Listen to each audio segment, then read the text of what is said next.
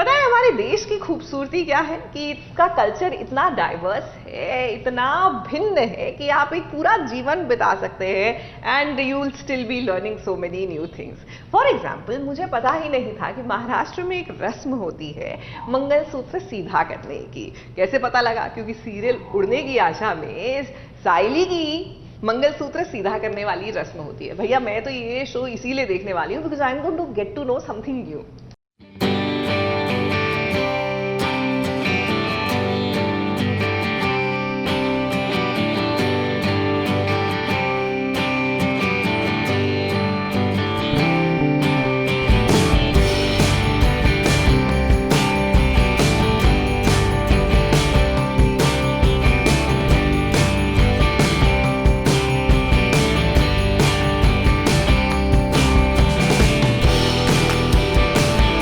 साइली को यूं पीली साड़ी में देख, उसका साजो श्रृंगार देखकर आपको भी यही लग रहा होगा ना कि क्या उसकी सचिन के साथ दोबारा शादी हो रही है।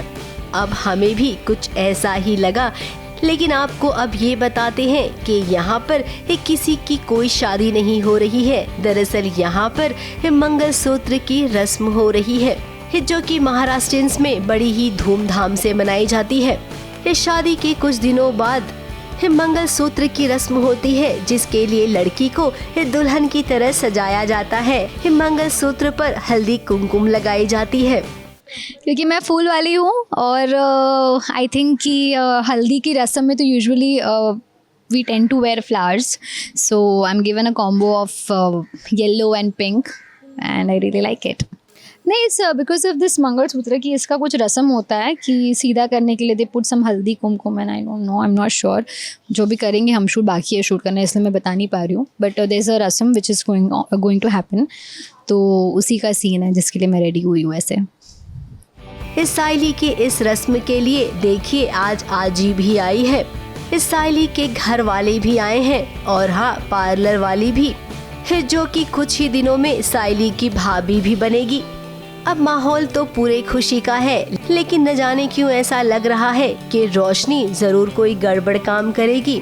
अब सचिन तो रोशनी से पहले ही मिल चुका है। मेरे को मालूम है बाबा, हॉस्पिटल में भिड़ी थी मेरे से। इसको ना बहुत जल्दी थी लाइन में सबसे आगे जाने की। ये नारी शक्ति का गलत झंडा लहराते हुए जा रही थी। बोलती है मैं लड़की है, मैं लाइन में पीछे नहीं रुकेगी, मेरे को आगे जाने गए। मैं बोला शानी है क्या, भिड़िया में इससे दिखा तो ऐसे रहती जैसे डोंबिवली की बहुत बड़ी महारानी है। तो मैंने भी इसको इसकी जगह दिखा दी और अपने भाई को ये बताने की कोशिश कर रहा है कि रोशनी सही लड़की नहीं है, लेकिन भाई तो भाई है, वो नहीं मानेगा। आखिरी बार बोल रहे हैं, इससे ढंग से बात कर, इज्जत से बात कर। रोशनी मेरी होने वाली बीवी है। घर में तैयारियां शुरू हो गई है। साइली भी बहुत ज्यादा एक्साइटेड है। इस सीरियल के बाकी किरदार भी बहुत खुश हैं, क्योंकि सीरियल ने देखते ही देखते 100 एपिसोड जो पूरे कर लिए हैं। अब एक नया प्रोडक्शन हाउस जिसका शो स्टार प्लस पर आया और आते ही उस सीरियल ने अच्छी जगह बना ली है दर्शकों के दिल में। तो ऐसे में ही केक काटना तो बनता ही है। जिस तरह से ये 100 एपिसोड्स यूँ गए हैं ना, आई थिंक ऐसे ही मतलब 200, 300, 400 होते रहे और मैं गिनूँ ना एपिसोड्स में तो बोलूँ, बस हम काम करते रहे और ऐसे ही सब देखते रहे उड़ने की आशा है। प्रोड्यूसर राहुल कुमार तिवारी भी बहुत खुश नजर आए। अपनी पूरी टीम के साथ उन्होंने केक काटा और फिर सबने खुशी जाहिर की। मुंबई से शिवानी सिंह के साथ एबीपी न्यूज रिपोर्ट।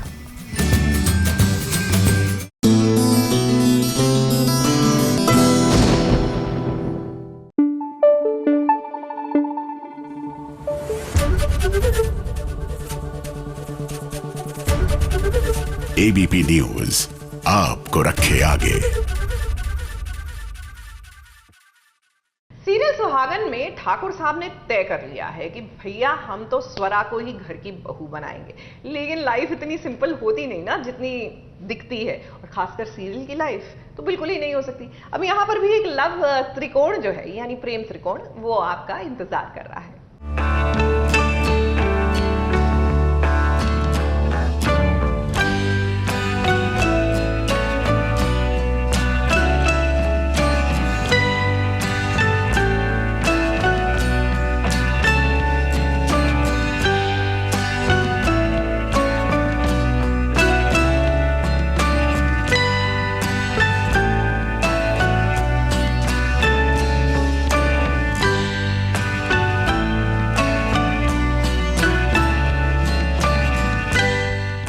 स्वरा आज भगवान के सामने अपनी भक्ति लुटा रही है। अब भगवान जिसके मन में हो, जिसके विश्वास में हो, वो भला भगवान से कहाँ दूर रह पाता है।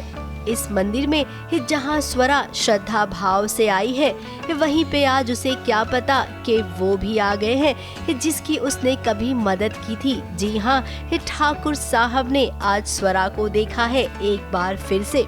देखते ही वो पहचान गए कि ये तो वही लड़की है जिसने मेरी जान बचाई थी। अब स्वरा की तरह ही उन्हें अपनी बहू चाहिए। एक तरह से देखा जाए तो इन्होंने इस स्वरा को अपनी बहू के रूप में चुन ही लिया है। चाहते हैं कि तुम हमारे घर ही बाकी की डिटेल्स उन्होंने पंडित जी से ले ली है। तो पंडित जी से सारी बातचीत होती है कि भाई ये लड़की कौन है, कैसे क्या है, नहीं है। उसी के बारे में पंडित जी बता रहे हैं कि ये बलदेव जी की पोती है और बलदेव जी के यहाँ जो है एक रिश्ता पहले से जो है, मैं हमारे घर की बच्ची जो है उसका रिश्ता तय होने जा रहा है। और उस रिश्ते के साथ साथ मन में ये बात आती है कि भाई चलो वो रिश्ता तो हो ही रहा है और हमें हमारी बहू भी मिल गई वहाँ पे। अब ठाकुर साहब को ये नहीं पता है कि स्वरा बोल नहीं सकती है। अपने बेटे के लिए उन्होंने जिसे चुना है, क्या बेटे ने भी उसे चुना है? यहाँ पर ध्वनि भी है जो स्वरा की सारी बातों को ट्रांसलेट करती है। वो हमेशा उसके साथ रहती है। अब देखिए यहाँ पर कहानी में ट्विस्ट आएगा। हीरो ने भी तो अपनी हीरोइन को पसंद कर लिया है, लेकिन ध्वनि जिसके सपने बड़े हैं, अमीर बनना चाहती है, वो कहीं न कहीं स्वरा के प्यार के साथ चीटिंग करेगी और इस चीटिंग के साथ ही तो रिश्ता आगे बढ़ेगा। फिलहाल अभी जिसने जिसको पसंद किया है उसी के साथ कहानी आगे बढ़ेगी। असली वाला हाई पॉइंट ड्रामा तो बाद में होगा। मुंबई से कैमरामैन सुजीत मिश्रा के साथ एबीपी न्यूज रिपोर्ट।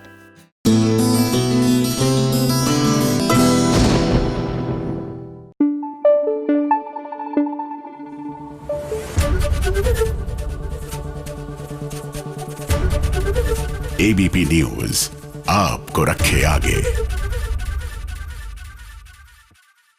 फटाफट खबरों की रेलगाड़ी में अगला स्टेशन है सीरियल ये रिश्ता क्या कहलाता है।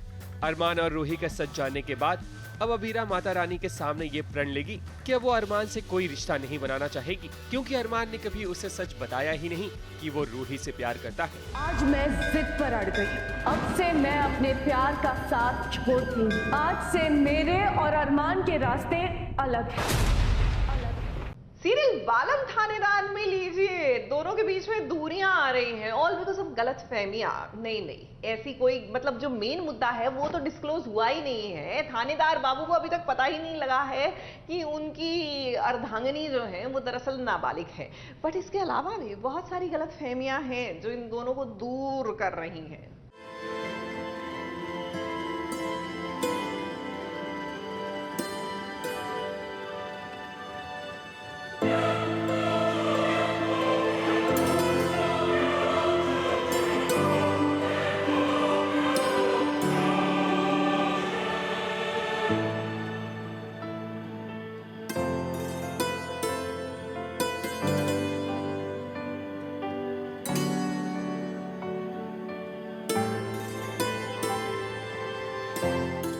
आप लोग सब बातें करके मेरा डिसीजन बदलने की कोशिश मत करिए प्लीज।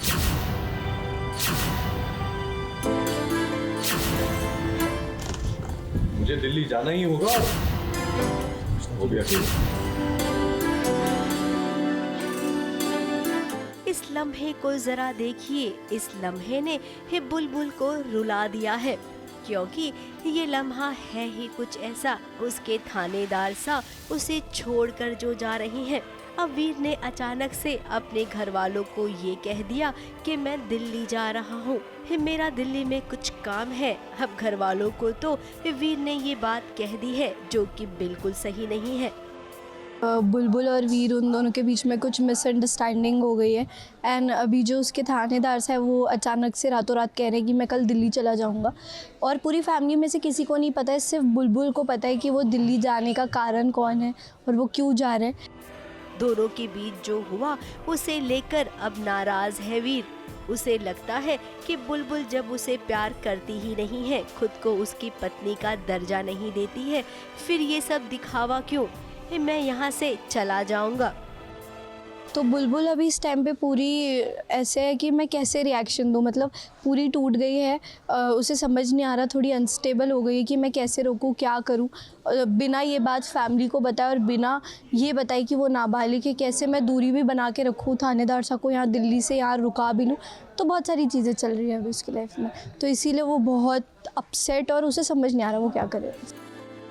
और वो अब सीधे इस 7 तारीख को आएगा। अब 7 तारीख का सच क्या है वो भी हम आपको बताएंगे। दरअसल 7 तारीख को बुलबुल का जन्मदिन है और वो उस दिन बालिग हो जाएगी, यानी कि पूरे 18 साल की।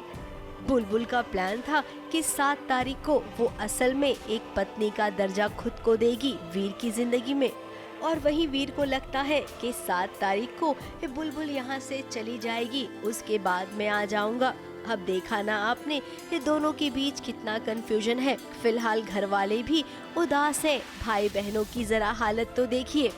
अब 7 तारीख कहने में तो बहुत नजदीक लग रहा है, लेकिन वो तारीख आते आते बहुत बड़ी गड़बड़ ना हो जाए, कहीं किसी से ये भेद ना खुल जाए कि बुलबुल अभी बालिग नहीं है, और जो नहीं होना चाहिए अगर वो हो गया तो वीर और बुलबुल सच में दूर हो जाएंगे। और इसका पूरा इल्जाम किसी और के सर नहीं बल्कि बुलबुल के ही सर आएगा। मुंबई से कैमरामैन सुजीत मिश्रा के साथ एबीपी न्यूज रिपोर्ट।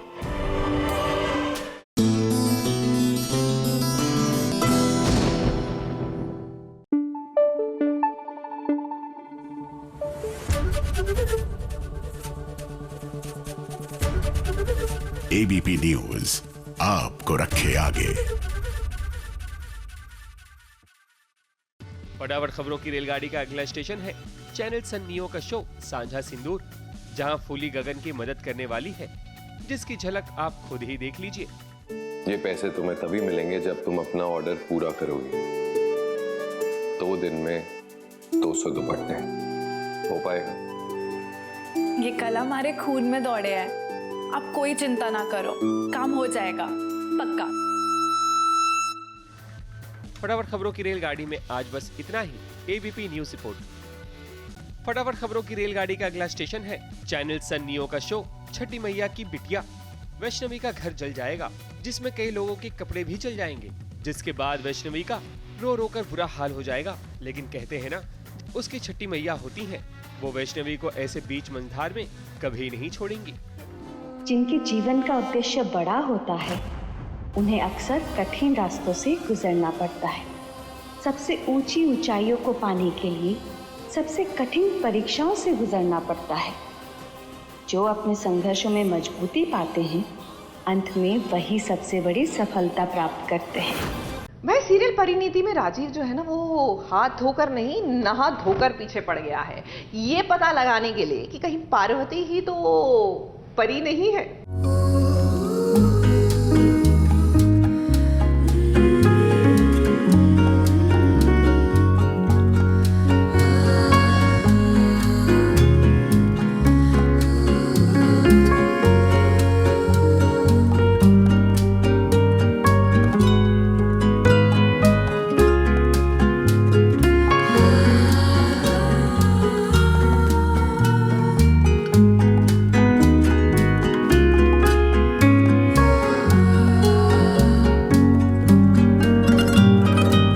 राजीव के पास बंगला है, गाड़ी है, बैंक बैलेंस है, बस परी का प्यार नहीं है, और वही पाने की जद्दोजहद में लगा हुआ है, क्योंकि उसे लगता है कि पार्वती ही परी है। इसलिए वो हर मुमकिन कोशिश करता है कि किसी भी तरह परी की बस पहचान हो सके। सच जाने के लिए उसने एक पैतरा भी आजमाया है। डांस करते करते वो पार्वती का हाथ पकड़ लेता है, क्योंकि उसे लगता है कि हाथ को पकड़ने से पार्वती का इमोशन जाग जाएगा और राजीव को पता चल जाएगा कि वो परी ही है। लेकिन पार्वती ने भी कच्ची गोली नहीं खेली।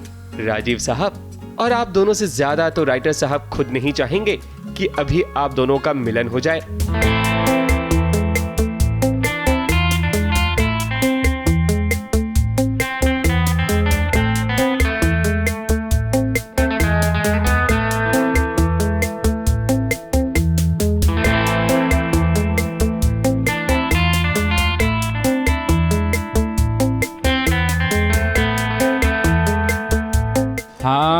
चालाक हैं ये। काफ़ी चालाक। तो मैंने इनको बोला था लीप से पहले और जब ये चली गई थी उससे पहले कि जब भी मैं तुम्हारा हाथ पकड़ूंगा तो मैं बता दूंगा, झट से बता दूंगा कि तुम ही परी हो। तो मैं वही ट्राई करता हूँ कि जैसे ही परी का हाथ पकड़ूंगा, पार्वती का हाथ पकड़ूंगा तो मुझे पता चल जाएगा कि मेरी परी है। बट इसने अपने सामने कैसा पर्दा रख लिया है और ये थोड़ा सा भी इमोशन नहीं झलका रही है, बिल्कुल भी नहीं दिखा रही है कि परी है। और ऐसे क्यों कर रही हो तुम? बट फिर भी ये बाज नहीं आ रहे ना, ये तो देख ही रहे हैं, मतलब ये तब से एनालाइज कर रहे हैं, स्क्रूटिनाइज कर रहे हैं कि है ये परी है, बस बोल नहीं रही है। बट बड़ा मज़ा आ रहा है पहचानने में, कोशिश करने में कि ये परी है कि कोई। मेरे को तो एक बार बीच बीच में ऐसा लगता है कि परी नहीं है, कोई और ही है। राजेश जब पार्वती के साथ डांस कर रहा होता है तब नीति को बहुत जलन होती है, क्योंकि उसे भी डर है कि अगर ये परी निकली तब तो उसकी नैया डूब जाएगी। खैर आज तो बबली की भी इज्जत दांव पर लग गई थी दलजीत के कारण, लेकिन पार्वती ने सही वक्त पर उसे बचा लिया, वरना दलजीत नशे की हालत में कुछ भी अनर्थ कर सकता था। एक्चुअली दलजीत जो है उसकी बुरी नज़र है बबली पर और कहीं ना कहीं हमें पता नहीं होता शायद, और आज हम देख लेते हैं कि वो पूरे नशे में धुत है और परी को एहसास हो जाता है, वो जाती है और हम उसे नोटिस करते हैं और हम उसके पीछे पीछे जाते हैं, तो हमें भी मतलब पता चलता है कि he tried to molest Babli. Parvati भले ही खुद की आइडेंटिटी छुपा रही हो, लेकिन अपने इमोशन को छुपा पाना जरा मुश्किल है। लेकिन अब देखते हैं ये लुका छुपी का खेल आखिर कब तक चलता है। मुंबई से प्रिया धावड़े के साथ एबीपी न्यूज रिपोर्ट।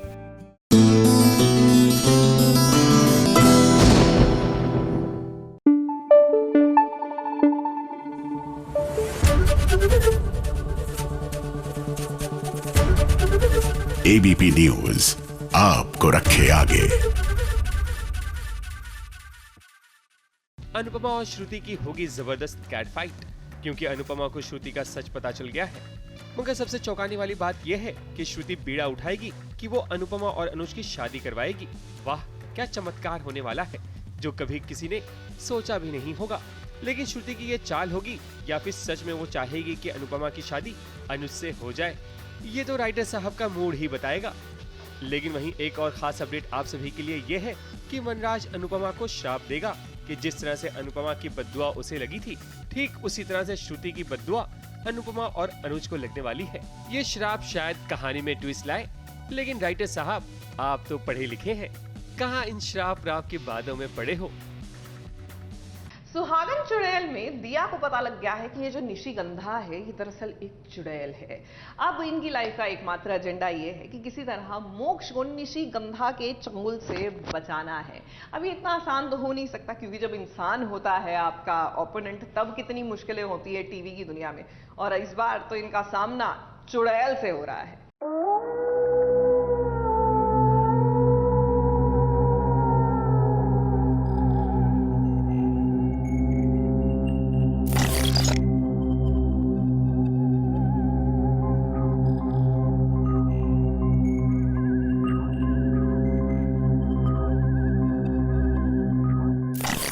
श्रृंगार की ताकत है तुम्हारे पास, क्या कुछ नहीं कर सकती तुम? चारों दिशा नवग्रह सब गुलाम है तुम्हारे।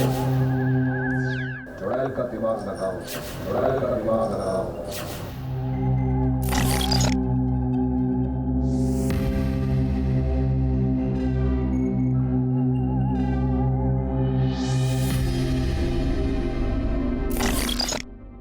बढ़ गई है निशिगंधा की मुश्किलें है, क्योंकि उसका चुड़ैल वाला असली सच किसी और को नहीं है बल्कि दिया को पता चल गया है।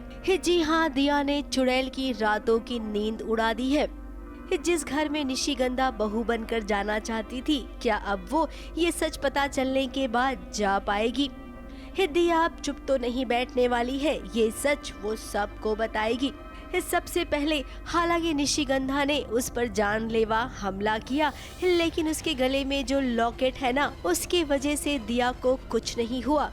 जैसे तैसे दिया जान बचाकर आ गई है अपने घर, और उसने अपने बाबा से भी ये कह दिया है कि बाबा आप सही कह रहे थे, निशिगंधा एक चुड़ैल है।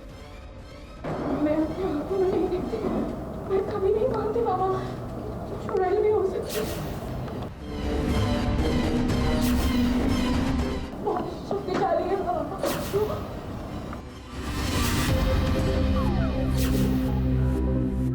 15 श्रृंगार जिसके बस में है, जिसने नक्षत्रों को भी अपने वश में कर रखा है, वो अब परेशान है, तो सोचिए ये बहुत बड़ा कारण होगा।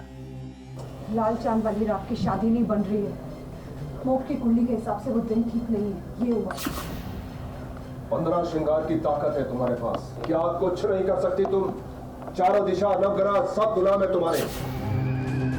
चुड़ैल का दिमाग लगाओ, चुड़ैल का दिमाग लगाओ। कहते हैं ना, कहानी में असली मजा तो अब आएगा जब दुश्मन को भी पता है कि उसका दुश्मन कौन है, और खत्म करने वाले को भी ये पता है कि उसे किसे खत्म करना है। अब होगी असली लड़ाई दिया और निशिगंधा के बीच, और वो भी जब दोनों एक ही के लिए लड़ेंगे, और वो कोई और नहीं बल्कि मोक्ष होगा।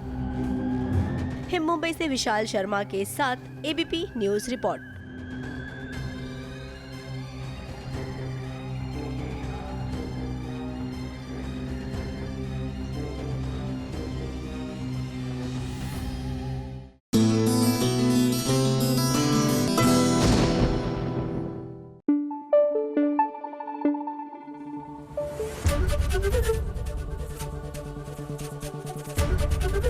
एबीपी न्यूज आपको रखे आगे। भैया ये टीवी वालों ने एक नया ट्रेंड और शुरू कर दिया है कि भैया आपकी एक्स जो है आपके करंट मैरिज में वेडिंग प्लानर बन जाएंगी। अब जिस तरह अबीरा जो है अरमान की दूसरी शादी में वेडिंग प्लानर बनने निकली क्या थी, बन ही गई थी, उसी तरह झनक को भैया अर्शी ने हायर कर लिया है। मतलब कम से कम जिम्मेदारी तो सौंप ही दी है कि देखो हम मेरी और अनिरुद्ध की शादी में ना तुम ही सब कुछ प्लान करोगी। ये भी कोई बात होती है क्या? मॉम कह रही थी कि झनक की रेडी कर देगी। तुम जैसा कोई इस घर में हो ना तो सब कुछ कितनी आसानी से हो जाता है। अगर झनक अच्छी मेहंदी लगाती है प्रोफेशनल जैसी, तो झनक मेरी मेहंदी भी लगा देगी। एक बार देख तो लीजिएगा ना। अरे देखने की जरूरत नहीं है। मैं साड़ी पहनूंगी क्या? और झनक मुझे अच्छे से तैयार करेगी क्या? जी जरूर, आप कहेंगे तो वो भी कर दूंगी। और तुम मुझे तैयार कर दोगी ना? झनक थोड़ा सा कश्मीरी टच दे देगी। अब सीरियल ये रिश्ता क्या कहलाता है में जिस तरह से अभीरा अब वेडिंग प्लानर बनकर आई थी रूही और अरमान की शादी कराने के लिए, अब ठीक कुछ उसी तरह झनक को भी जिम्मेदारी दी गई है अर्शी और अनिरुद्ध की मेहंदी सेरेमनी की। झनक को खुद ही अपने हाथों से अपने पति अनिरुद्ध की दुल्हन यानी कि अर्शी को सजाना है, तो वहीं मेहंदी फंक्शन का सारा काम भी झनक ही करेगी। अब झनक तो अपने को बहुत अच्छे से तैयार करेगी, है ना झनक? थोड़ा सा कश्मीरी टच दे देगी, बाकी कुछ होगा तो मेकअप आर्टिस्ट मैनेज कर लेगी, वरना झनक तो है ही। क्यों झनक? जी बिल्कुल, मैं आपको अपनी चीज तैयार करूंगी, सर जी की नजर नहीं हटेगी आपको। I am sure. वो भी बहुत ही अच्छे मन से हमने बोला है, बहन है मेरी। जी जी ऑफ कोर्स। और जब हम जस्टिफाई करनी है शादी के घर में अगर हम कभी भी जाते हैं तो हम हमेशा हेल्प करते हैं। तो इस बार झनक हमारे घर में मेहमान के तरीके से आई है, तो ऑब्वियसली हम उससे खातिरदारी उसकी भी करेंगे और उससे भी करवाएंगे। वो थोड़ा बहुत तो हेल्प कर ही देगी। हाँ, वो हेल्प करने वाली है definitely. We have other helps, हम हमारे पास मेकअप आर्टिस्ट हैं, लेकिन झनक का एक कश्मीरी टच हमें चाहिए। तो जब तक झनक उस चीज़ को हाथ नहीं लगाती या आती नहीं है हमारे घर में, तब तक ना ड्रामा कंप्लीट होगा ना हमारे सीन्स। और हमें आदत होगी है ड्रामा की, कुछ ऐसे ही चले जाए तो हमें बोरिंग लगता है। जब तक कोई ट्विस्ट, बड़ा ड्रामा नहीं हो, रुकावट ना आए हमारी किसी रस्म में, तब तक हमें मज़ा नहीं आता है। अभी तो अर्शी को मेहंदी लगी नहीं है, लेकिन झनक का रंग अभी से फीका पड़ गया। अब वो कितनी भी कोशिश कर ले, लेकिन प्यार और जलन छुपाए नहीं छुपती है।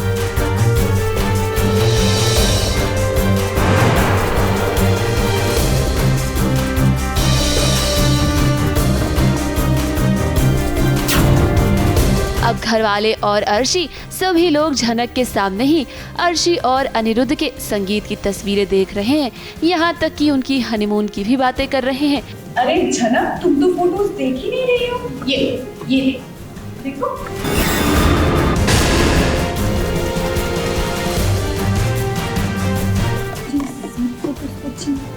कम ऑन झनक, कोई एक फोटो सिलेक्ट करो। अच्छी आई है ना फोटोज? हाँ, मेड फॉर यू झनक। तुम दोनों हनीमून में कहाँ जा रहे हो? अभी तक ये पता नहीं चल पाया है। अभी कुछ प्लान नहीं किया है और मुझे लगता है कि मुझे किसी काम से थोड़े दिन के लिए दुबई जाना होगा। दुबई? हम तो बस एल्बम दिखा रहे हैं, जो जल रहा है उसके मन में चोर है। तो इतनी प्यारी फोटोज हम देख के खुश हो रहे थे, अगर कोई देख के कुछ और मन में सोचता है तो आप सोचिए। तो झनक को जलन तो होगी ही, बेचारी झनक मन ही मन जल तो रही है, लेकिन अर्शी, बिपाशा और तनुजा सभी लोग बार बार झनक के जले पर नमक छिड़क रहे हैं और बार बार उसे याद दिला रहे हैं कि अनिरुद्ध और अर्शी की शादी होने के बाद उसे यहाँ से चले जाना है। हमारी शादी के बाद तुम मुंबई जा रही हो, राइट? अब शादी के बाद ही तुरंत निकल जाऊंगी। अब क्योंकि झनक को मेहंदी फंक्शन की जिम्मेदारी दी गई है, तो जाहिर सी बात है कि मेहंदी में ड्रामा तो होगा ही। मुंबई से सुजीत मिश्रा के साथ एबीपी न्यूज रिपोर्ट।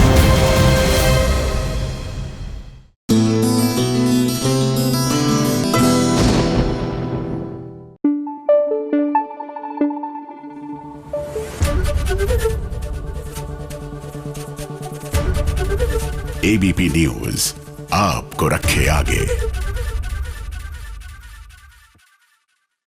फटाफट खबरों की रेलगाड़ी का अगला स्टेशन है सीरियल मेहंदी वाला घर। रोहित की चोरी पकड़ी जाएगी क्योंकि उसे पता होगा कि मौली और राहुल की मंदिर में शादी हो रही है, लेकिन वो नहीं बताना चाहेगा कि दोनों कहाँ हैं। लेकिन जब उसकी माँ उसे कसम देगी तब उसे सच बताना पड़ेगा। और सीरियल में तो ये होता ही है कि अगर किसी से सच जानना हो तो बस कसम खिलवा लीजिए। तुझे अपनी माँ की कसम रोहित, सच सच बता, राहुल, मौली और मनोज भैया कहाँ गए हैं?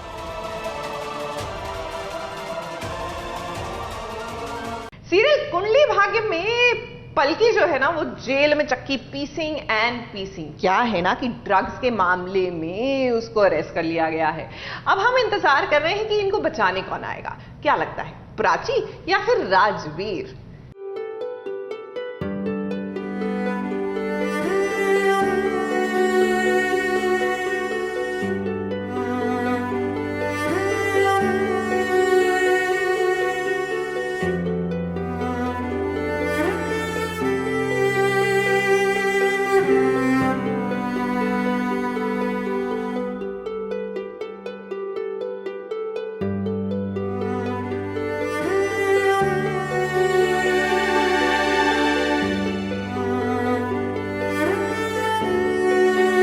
लगता है कि जेल और प्रीता के परिवार का कोई गहरा सा नाता हो गया है। अब थोड़े समय पहले ही तो शौर्य और राजवीर जेल से बाहर आए और अब प्रीता की बहू जेल में बंद हो गई है क्योंकि पुलिस ने उसे अरेस्ट कर लिया है। ऑफ कोर्स मिली तो है, लेकिन मेरी इंटेंशन गलत नहीं थी। मतलब मैंने कुछ गलत किया नहीं था, लेकिन फंस गई तो इसीलिए मुझे लाना पड़ा। मुझे अरेस्ट हो गई। I have been arrested, but ठीक है, अब जिस हालत में थी उसी हालत में मुझे यहाँ पे लेके आ गए, तो इसीलिए सेक्सी बन के मैं यहाँ पे हूँ। अब इसे हम पुलिस स्टेशन कहें या फिर लोथरा हाउस, हमें समझ में नहीं आ रहा, क्योंकि पूरा का पूरा परिवार आ चुका है पलकी से मिलने। राजवीर, शौर्य, काव्या संग बाकी सभी घर वाले पलकी को समझाने की कोशिश कर रहे हैं कि वो जल्द से जल्द उसे बाहर निकालेंगे। और राजवीर भी पलकी को लेकर काफी परेशान है और ये उसकी आंखों में हम साफ साफ देख सकते हैं।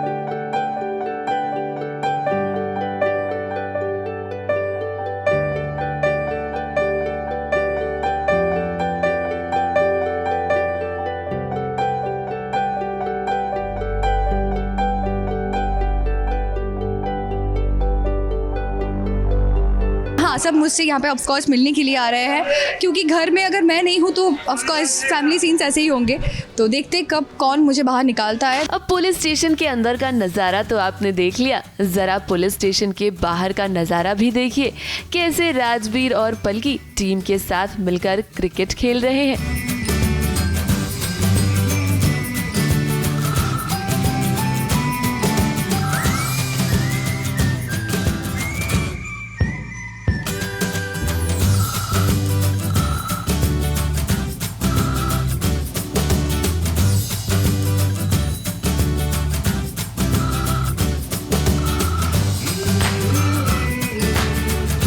अभी मेरा एक्चुअली सच बोल रही हूँ, मेरा मन है उधर सब लोग ना क्रिकेट खेल रहे हैं, तो मुझे भी है कि जल्दी से चेंज करके, क्योंकि मेरा पैकअप हो गया है, तो मैं जल्दी से चेंज करके वहाँ पे थोड़ी देर के लिए क्रिकेट खेलना चाहती हूँ। अब पैकअप के बाद जैसे ही पलकी को मौका मिला वो तुरंत ही पहुंची मैदान में बैटिंग करने के लिए। अब शूटिंग के दौरान जब एक्टर्स और क्रू को थोड़ा सा वक्त मिलता है तो वो अपने आप को एंटरटेन करने का कोई ना कोई जरिया ढूंढ ही लेते हैं। मुंबई से सोनू शुक्ला के साथ एबीपी न्यूज रिपोर्ट।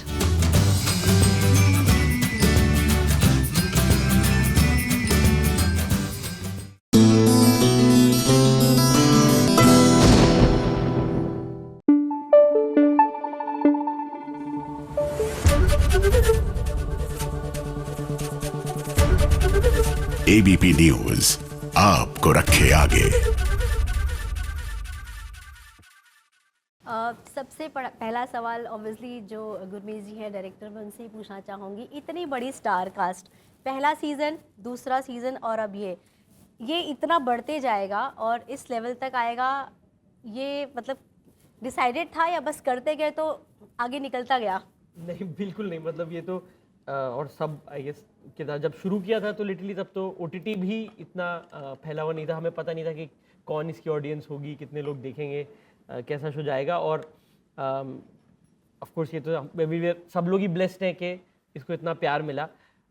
और मैं वही कहना चाहूँगा कि ऑफ कोर्स अब सारे के सारे किरदार बहुत बड़े स्टार्स हैं, बट इससे प्रोफेशनल, इससे इन्वेस्टेड पूरी एंसेम्बल कास्ट किसी को नहीं मिली आज तक। तो हम इतने भाग्यशाली है, आप मानेंगे नहीं।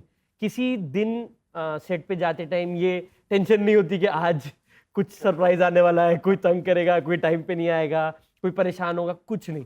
सब लोग एक तो सब शो से बहुत प्यार करते हैं, सब अपने किरदारों से बहुत प्यार करते हैं और सबकी उम्मीद यही रहती है कि शो जितना अच्छे से अच्छा बने। एंड सब एक दूसरे से बहुत घुले मिले हुए हैं, तो सेट पे हमेशा फन माहौल ही रहता है। तो शायद चाहे जितना भी इंटेंस शो हो, सेट तो बहुत ही इजी गोइंग है हमारा, फॉर श्योर। सत्ता का मोह, पंकज जी आपसे पूछना चाहेंगे, पहले सीजन में भी था, इस सीजन में भी है, इस सेकंड में भी था, पहले में भी था, अभी वाले में भी वही बरकरार है या आपकी सत्ता मतलब छिन जाएगी? नहीं, आपके पिछले प्रश्न जब आपने किया तो मुझे ध्यान आया, आपने बोला इतना बढ़िया एंसेम्बल स्टार कास्ट। ये मिर्ज़ापुर चालू होने के पहले हम सब कास्ट थे, इस शो ने हमें स्टार बनाया है। तो हाँ, पहले सिर्फ कास्ट ही थे, तो स्टार बनाने में भी। तो और गद्दी की बात जहाँ तक है, क्या कीजिएगा, क्या सवाल था? सत्ता का मोह इसमें भी रहेगा या फिर कोई छीन लेगा? सत्ता का मोह जाता है कभी किसी का? ये तो शो है। आप समाज में देखो कि जो पदासीन है, जिस कुर्सी पे बैठा है, वो चाहता नहीं है कुर्सी नीचे से खस के। तो सत्ता का मोह तो रहेगा ही, सबको रहता है। ये तो बड़ा यक्ष प्रश्न है। छीन लेगा, आपने महिला की तरफ, वो तो अपने ही परिवार की मेंबर है, छीन भी लेगा तो क्या दिक्कत है? बट रसिका, मैंने सुना है कि ये वाला जो सीजन है ये पूरा महिला गैंग वॉर का है, मतलब यहाँ पे महिलाएं सारी पूरा ये करने वाली हैं। तो आप इसके लिए कितने रेडी थी कि सडनली मतलब सीजन 3 में इतना ज़्यादा आपको ये किया जाएगा? हम तो वेट ही कर रहे थे, हमारी आंख तो गद्दी पे टिकी हुई थी सीजन 1 से, कोई दे ही नहीं रहा है। इतनी आसानी से मिल जाएगा, मतलब आपको ज़्यादा इंतजार नहीं करना पड़ा? नहीं, आपको कैसे पता मिल गया? ये वो है ना, न्यूज़ चैनल वाली है ना। हाँ, आप स्पॉइलर लेना चाह रही हैं मुझसे। वैसे आप सही इंसान के पास आई हैं, मेरे पास मैं स्पॉइलर दे देती हूँ अगर मुझे याद रहता है तो। डीप अंडरस्टैंडिंग कहाँ से निकले हैं? तो क्या लगता है प्रियांशु आपको कि आप तो बहुत छुपे रुस्तम निकले हैं, यहाँ पर पता चल जाएगा, मतलब जो पूरा जो एंड किया गया था यहाँ पर काफ़ी कुछ चौंकाने वाले हैं आप अपने दर्शकों को। लेकिन कोई एक चीज़ जो आपको सीजन 3 में सबसे ज़्यादा बोलते ना झटका लगाती है, ऐसा कुछ हुआ आपके साथ? कैसे बताएं? नहीं, झटके बहुत लगेंगे मुझे लगता है लोगों को इस बार, इसलिए मैं बार बार यही कह रहा हूँ कि बस दिल थाम के बैठो। बहुत मतलब ये है कि हाँ, जितनी कहानियाँ रॉबिन बनाता है वो उन्हीं कहानियों में मैं भी उलझा रहता हूँ, उसी तरीके से ऑडियंस को भी उलझा रहा हूँ। इस बार जैसे जो हमने सीज़न 2 में भी देखा था कि प्यार में तो पड़ ही गया था डिम्पी के, तभी जाके अपना असली नाम बाहर निकाला उसने। राधेश्याम अग्रवाल की ये चश्मा, ये सब जो है वो एक गेटअप है, वो सब उसने बताया। गुड्डू भैया हैं बगल में जो लगे हुए पीछे, क्योंकि उन्हीं की बहन के साथ ही हमारा इश्क है। 3 में भी अब वो थोड़ा प्यार की जर्नी आगे बढ़ेगी, उसके ज़रिए वो क्या क्या करता है, उसके बल पे वो क्या क्या करता है, उसके लिए क्या करता है। प्यार सिर्फ आसान तो कभी होता नहीं है, प्यार पाने के लिए बहुत कुछ करना पड़ता है। तो वही है, प्यार वाली जर्नी में उतार चढ़ाव होगा, बहुत कुछ होगा। और प्रॉब्लम ये है कि सबके सब बड़े भौकाल वाले लोग हैं, मैं तो बड़ा आराम वाला आदमी हूँ। मैं तो बस अपनी दुकान में बैठता हूँ, बोलता हूँ मेरे पास आओ, पैसा लेके जाओ, बनाओ। लेकिन सबने मुझे, अब वो गुड्डू भैया की फैमिली में किसी तरह घुस गया हूँ, तो अब उसके जो कहते हैं ना कि रिपोर्कशन तो होंगे ही। तो देखिए आप सीज़न 3 में क्या होता है। अंजू, मैंने जब यहाँ पर भी मैंने देखा इंटरव्यू के लिए जब बैठी तो आप लोग काफ़ी एक दूसरे से जेल लगे मुझे, और मुझे लग रहा है सबसे हैपनिंग आप ही थे क्या सेट पर के हर कोई आपके पास आके ऐसे, मुझे ऐसा फील हुआ, सॉरी मुझे ऐसा फील हुआ। हैपनिंग नहीं, ये इनके पास अगर आपको शहर में कहाँ क्या खाना, खिचड़ी कहाँ की अच्छी मिलती है, बनारस में, लखनऊ में क्या खाना चाहिए, तो अंजुम सिर्फ शो के बारे में नहीं जानते हैं, शहर के बारे में भी जानते हैं। तो ये इंसाइक्लोपीडिया है कि इनसे पूछ लो कि तो बता देंगे सब। खिचड़ी बनारस में नहीं, कौन सी जगह थी बनारस में, वो कहाँ से रात में मंगाए थे घाट पे?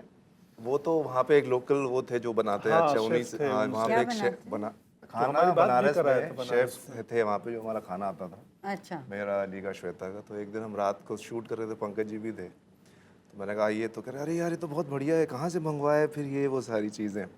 नहीं हैपनिंग ऐसे नहीं, लेकिन पता नहीं, ये तो ये लोग ही बताएंगे। आप बात करते करते बहुत शांत लग रहे हैं ऐसे। हाँ, मैं शांत ही हूँ। अंजुम ना कुंजी है, वो एग्जाम के पहले ना अगर आपको पता करना हो कि क्या क्या हुआ है शो में, वो आपको सब बता देंगे, संक्षिप्त में भी, विस्तार में भी, जो भी आप चाहें, जो भी वर्जन आप चाहें।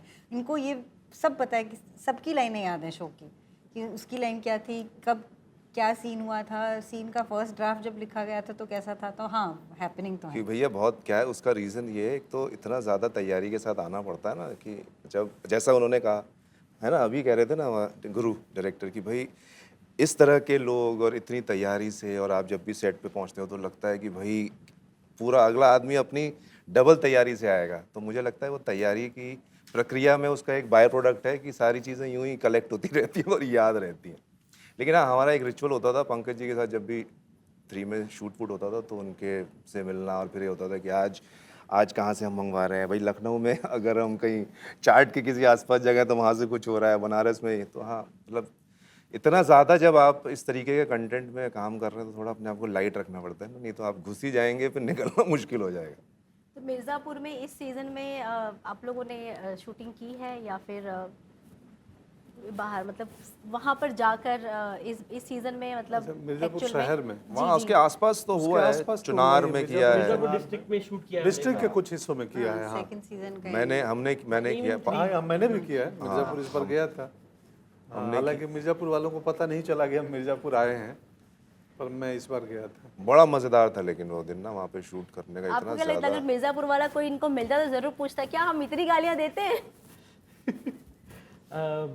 नहीं, ऑफ कोर्स जैसे काल्पनिक है शो तो बिल्कुल, मतलब मिर्ज़ापुर में एक्चुअली बहुत सारी कल्चरल चीज़ें हैं जो मिर्ज़ापुर को बिलोंग करती है। तो मिर्ज़ापुर एक्चुअली बहुत अच्छा शहर है, तो बिल्कुल हम ये नहीं कहना चाहते कि ये रियल मिर्ज़ापुर ऐसा है। पंकज जी से ये भी पता चला था कि उधर जैसे आर्ट फॉर्म्स भी हैं, कजरी जो है वो बहुत पॉपुलर है मिर्ज़ापुर का। जो एक जो सबसे पहला टीज़र आया था वहाँ पे हमने एक शॉट देखा था जो कालीन में खड़े एक झरने के पास वाटरफॉल जो है वो एक्चुअल मिर्ज़ापुर का है, उनका बहुत पॉपुलर लैंडमार्क है, तो बहुत खूबसूरत जगह भी है मिर्ज़ापुर। तो ये तो बहुत बिल्कुल कहानी है, काल्पनिक है, ऐसा नहीं है कि कुछ भी किसी भी रियल चीज़ से लिया गया है। तो हम बिल्कुल नहीं चाहते कि लोग ऐसा सोचें कि असली मिर्ज़ापुर में ऐसी चीज़ें होती हैं। But at the same time वहाँ की बोलचाल, भाषा, क्योंकि वो हम लोग इस्तेमाल करना चाहते थे, तो इसलिए शो का नाम मिर्ज़ापुर है, उधर से जुड़ी हुई चीज़ें हैं। कभी स्क्रिप्ट पढ़ते थे तो ऐसा लगता था कि यार इसमें से कुछ कम हो सकता है क्या, ऐसा कभी किसी के मन में आया क्या? बिल्कुल, स्क्रिप्ट से सिर्फ कम ही होता है। अगर स्क्रिप्ट आ जाती स्क्रीन पे तो बहुत ही एक नॉर्मल चीज़ है जो हमारा ये होती रहती है उसमें कि अक्सर कोई हो सकता है पढ़ के बोले अरे ये मैं नहीं, तुम बोल लो, अच्छा इसको कम कर देते हैं, कितना कम बोले उतना अच्छा तो मुझे हमेशा जब 5 लाइनें मिलती है नॉट मिर्ज़ापुर में, कहीं और भी, तो मैं बोलता हूँ इतना क्यों बोलेगा यार, 2 लाइन में इसका बात हो सकती है। लाइफ में भले हम जितना बकवास कर लें, स्क्रीन पे अगर कोई भी किरदार बात 2 लाइन में कह रही है तो उसको 4 लाइन नहीं बनाना चाहिए। इम्पैक्ट होना चाहिए, थ्रू मिनिमम क्रिएट मैक्सिमम, ना कि 10 लाइन बोल दें इम्पैक्ट कुछ नहीं हुआ। मैं तो हमेशा अपनी लाइनें कम निवेदन करता हूँ, प्लीज़ कम दे दो। एक और कारण है, मुझे याद नहीं होती है। और इसमें गुरु का एक वो होता ही था, हम तक लाइन पहुंचने से पहले वो 40 बार एडिट खुद ही करके वो देख लेता है कि ये किरदार ये बोलेगा, इस समय बोलेगा कि कब बोलेगा, ये सारी चीज़ें वो ऑलरेडी काफ़ी फिल्टर होके हमारे तक पहुंचती है। इतनी बड़ी स्टार कास्ट है कि क्या एक फ्रेम में ये सब नजर आएंगे? किसी भी ऐसे सीन में ऐसा है कि एक ही फ्रेम में ये सब नजर आए? फोटो में सबकी रेट्स नहीं मिलती ना एक साथ। एक साथ फिर मुश्किल से 3-3 4-4 के कॉम्बिनेशन में तो आ जाते हैं सब एक साथ। तो हाँ, हम अभी बात ही कर रहे थे बैकस्टेज कि हमारा कभी सीन, मेरा कभी इनके साथ कोई सीन ही नहीं है। मैं मुश्किल से आई थिंक सीजन 3 में अब थोड़े और किरदारों के साथ सीन्स बन रहे हैं, लेकिन वो किरदार हमारे नहीं है, त्रिपाठी नहीं, फैमिली के साथ नहीं है, शरद के साथ भी नहीं है। हम तो इसी चीज़ पे एक्साइट हो जाते हैं कि अरे ये तो पता ही होता है कि सब एक दूसरे के साथ तो सब सीन्स में नहीं हो पाएंगे, इसी में कभी कभी मजा आ जाता है, अरे तूने उस सीन में मेरे बारे में किसी से बात की थी ना, वाह तुम्हारे कैरेक्टर के बारे में, तो अरे देखने में भी यही मजा, वो ही एक्साइटमेंट है उसने उस सीन में क्या किया, कैसा रहा, क्योंकि पढ़ते हैं जब हम हैं तो सब किरदार के बारे में पूरी कहानी पढ़ लेते हैं, लेकिन अब जितने भी एक्टर्स जब आते हैं उन्होंने उस कैसे प्ले किया है, अब वो किस तरीके से आया है बाहर, वो मुझे मिर्ज़ापुर में देखने में बड़ा मजा आता है। बिकॉज बहुत सारे लोग जितने मैं सबको पसंद करता हूँ। सीज़न 1 में जब देखा था मैं खुद ही फ़ैन हो गया था, सीज़न 2 में जब मैंने एंटर किया तो मेरे को लगा कि यार ये सब कैसे प्ले कर रहे हैं कैरेक्टर्स। तो अपने सीन्स के अलावा मुझे बाकी जो पूरी दुनिया है जो इस तरीके से बनी है वो देखने में इतना मज़ा आता है ना। पंकज जी, आपसे एक सवाल है हाँ। कि आपने इतने सारे रोल किए हैं, लेकिन एक चीज़ है ना जो आप हमेशा उसको लेकर चलते हैं, जो आपका जो अब शालीनता कह लें या सादगी या बहुत शांत, एक उस चीज़ को आप हमेशा हर कैरेक्टर में लेकर चलते हैं। तो इसकी कोई ये इसको आप हटा नहीं सकते हैं, या फिर जो मेरा है मतलब मैं उसे रखूँगा ही, ऐसा कुछ है क्या? नहीं, ऐसा कुछ नहीं है। किरदार के मुताबिक थोड़ा बहुत बदलना भी पड़ता है कि उस चरित्र के हिसाब से हो। वो मेरा मूल भाव है शालीनता और सादगी, किरदारों का तो नहीं होता है। कालीन भैया वैसे भी सॉफ्ट स्पोकन बने ही हैं, वो बाकी हरकतें तो उनकी मतलब हरकतें उनके दिमाग वाली हैं, फिजिकल वाली नहीं है, तो ऐसा नहीं है मेरे ख्याल से। बट आपका जो लहजा है ना, फिर चाहे आप OMG देख लीजिए या क्रिमिनल जस्टिस, मतलब एक वो जो वो कभी बदलता नहीं है। मतलब पंकज त्रिपाठी आ रहा है तो पता है कि हाँ वो इतने लेवल तक ही बोलेंगे, इससे ज़्यादा नहीं। नहीं, ऐसा नहीं है, जीवन में वैसा फिक्स है। OMG 2 में बहुत चिल्लाए हैं कोर्ट में, इधर उधर काफ़ी। लेकिन आपका चिल्लाना मतलब बस ये इतना ही वॉल्यूम रहता है। नहीं तो अगेन आपको बिगनिंग में मैंने बोल दिया, थ्रू मिनिमम क्रिएट मैक्सिमम। उतना ही चिल्लाओ जिसका असर पैदा हो। वॉल्यूम ज़्यादा बढ़ जाए तो असर नहीं पैदा होता है, शोर हो जाता है। तो शोर में और शक्ति में अंतर समझ में आना चाहिए अभिनेता को। तो खैर ये प्रवचन है जो बीच में आता रहेगा। अच्छा, जब मैंने यहाँ पे एंटर किया तो मैंने देखा कालीन, कट्टा और ये सारा ये छुपा के रखा हुआ है। आप में से किसी ने ये ट्राई किया कि जरा देखिए ये कि शूटिंग में इतना कुछ कर चुके हैं? कालीन के कारखाने में शूट करते हैं जो, तो वहाँ तो हमने बनते हुए देखा है। और कट्टे तो खैर ये शूटिंग वाले नकली कट्टे हैं वो सब। ऑल्सो सेट पे बहुत जनरली डिसिप्लिन रखते हैं कि चाहे नकली भी हो असली भी हो, तो एक्टर्स भी और क्रू को भी बोला जाता है कि कोई भी इनसे खेलेगा नहीं, क्योंकि वो जैसे आप बोलते हैं कि रियल लाइफ में और शूट पे भी ये चीज़ें डेंजरस होती हैं, तो इसलिए हम लोग सब कोशिश करते हैं कि कोई भी सेट पे इस पे मस्ती मजाक हम लोग अवॉइड ही करते हैं in on the set also. Rasika, आपके लिए हर दिन किस तरीके से होता था सेट पर कि जब जाना है तो आज मुझे क्या, मतलब ये होता था कि सोच के जाती थी कि आज कुछ ऐसा होना चाहिए, या फिर एक मूड स्विंग्स होता है ना कि आज हमको ऐसा कुछ करना है, ऐसा एक एक्ट्रेस के साथ में अक्सर ये देखा गया है। तो आप किस थॉट के साथ, किस मूड के साथ जाती थी सेट पर? मैं इस थॉट के साथ जाती थी कि आज मेरा को एक्टर मुझे क्या देगा जिसके साथ मुझे खेलने का मौका मिलेगा। So that is the thing. आप ये सोच के नहीं एक मूड बना के या एक इमोशन को पकड़ के सेट पे नहीं जा सकते, वो मेरे हिसाब से अच्छी एक्टिंग नहीं होती है।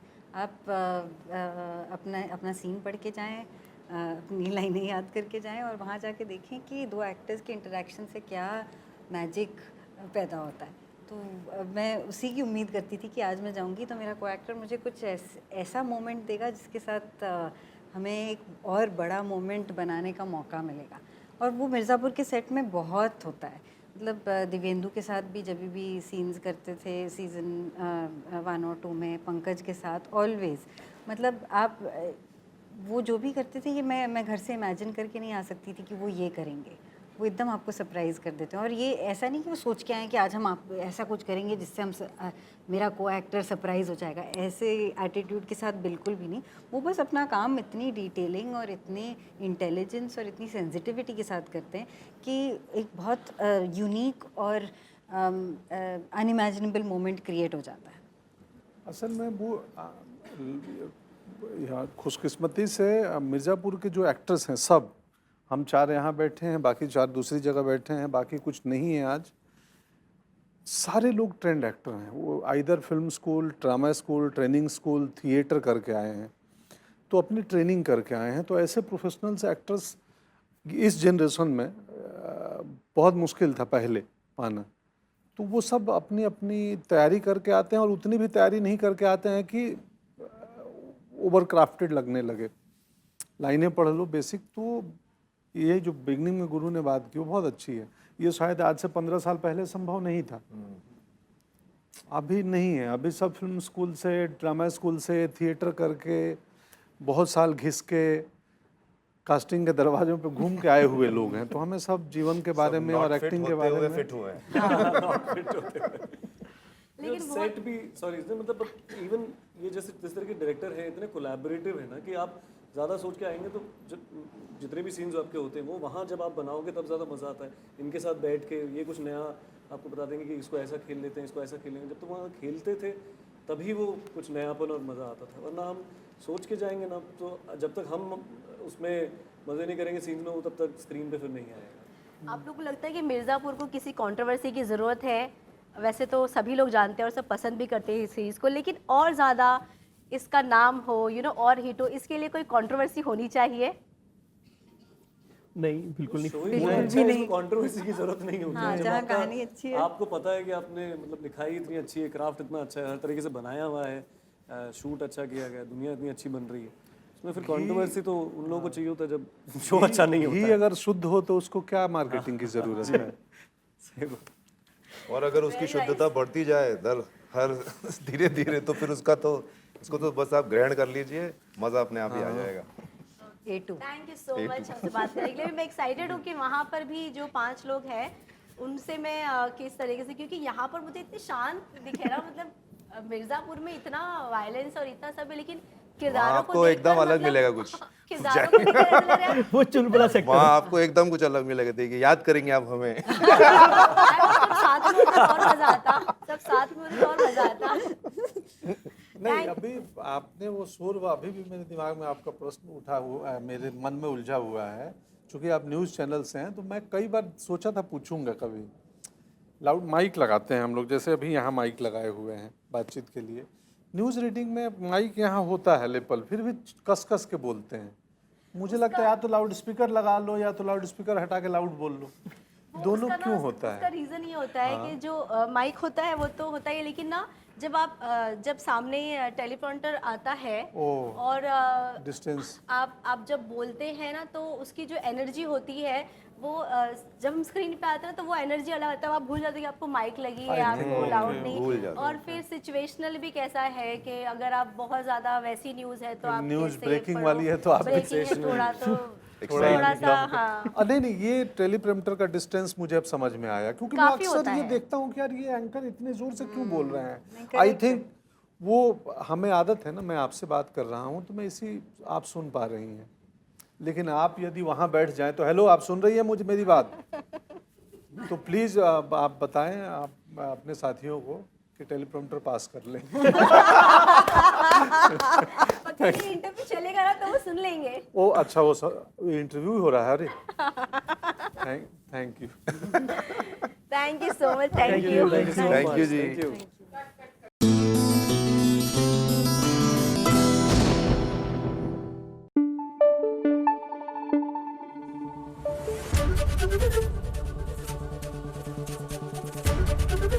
एबीपी न्यूज आपको रखे आगे। अब जिसको ऊपर वाला इन सीरियल के केस कहानी लिखने वाला मिलवाना चाहे, उसे कोई अलग कैसे भी रख सकता है। अब सीरियल कृष्ण मोहिनी में ही देख लीजिए, कृष्णा को मिल गई है नौकरी और वो भी आर्यमन के घर में। अब भैया आप चाहे जो मर्जी कर लीजिए, इन दोनों का मिलना तो तय है।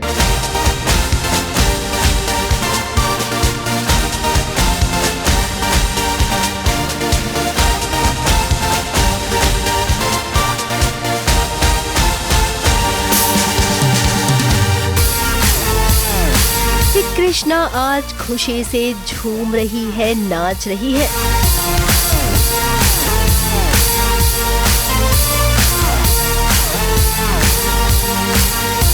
अब कृष्णा आपको इससे पहले इतनी खुश कभी नजर नहीं आई है, तो आज भाई ऐसी कौन सी बात हो गई कि कृष्णा झूमने पर मजबूर हो गई है। अब देखिए, हम आपको ना कृष्णा की खुशी का राज बताते हैं। वो क्या है? कृष्णा ने अपना ससुराल यानी कि आर्यमन का घर छोड़ दिया है। तो कृष्णा, क्या आप अपने डांस के जरिए इसी की खुशी मना रही हैं? मैंने आर्यमन का घर छोड़ दिया, उनका दिल तोड़ दिया। जो मैं नहीं करना चाहती थी, पर भाई के लिए वैसा करना पड़ा। बिना बोले चली गई। बहुत प्रॉब्लम्स हो रहे थे, इसलिए मैंने घर छोड़ दिया। अब फाइनली मुझे कुछ तो काम मिल गया, फाइनली भाई का ऑपरेशन करवाने के लिए। फिर मैं जगराता में गाना गाने का कॉन्ट्रैक्ट मिला। अब कोई रोक टोक नहीं है, किसी का बंधन नहीं है। एक आजाद परिंदे की तरह वो देखिए कितनी खुश है। अब आपको ऐसा जरूर लगेगा कि ये खुशी घर छोड़ने की है, लेकिन आपको बता दे, ये खुशी घर छोड़ने की नहीं है, बल्कि नौकरी मिलने की है। जी हाँ, कृष्णा को नौकरी मिल गई है। अब कृष्णा रुको, असली मजा तो तब आएगा जब आपको ये पता चलेगा कि आपको जो नौकरी मिली है ना जगराता में भजन गाने की, आपको सबसे पहले जाना है उनके घर जिनका घर आप छोड़ कर आई हैं। जब कृष्णा को इस बात का पता चला तो उसका ये सारा नाच गाना एकदम से ठप पड़ गया।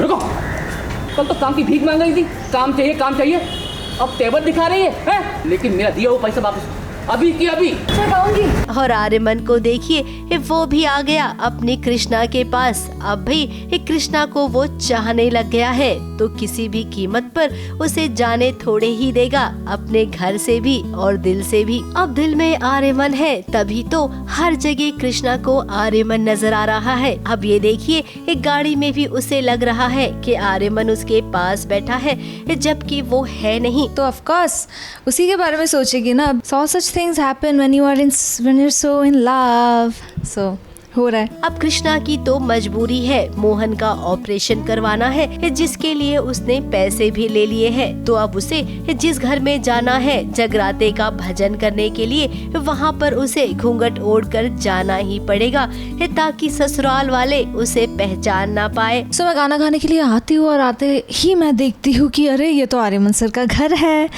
एंड मेरी बैंड बज जाती है। मैं बोलती हूँ मैं नहीं गाऊंगी। फिर वो डांट देता है, थ्रेट करता है कि मेरे पैसे वापस लौटाओ।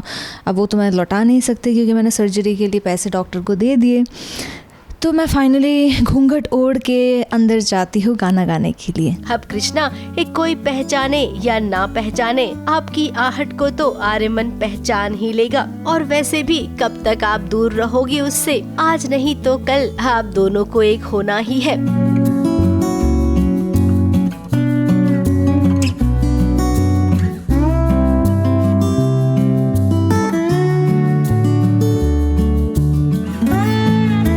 ABP news report.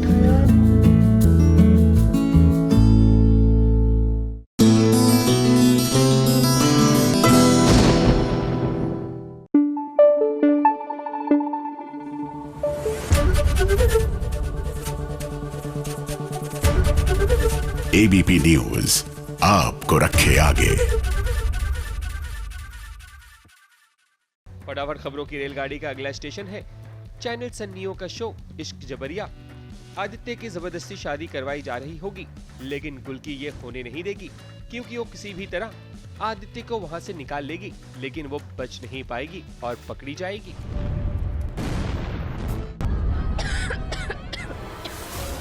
अरे विदाई हो गई क्या मिस्टर गुल्की? चलो ना।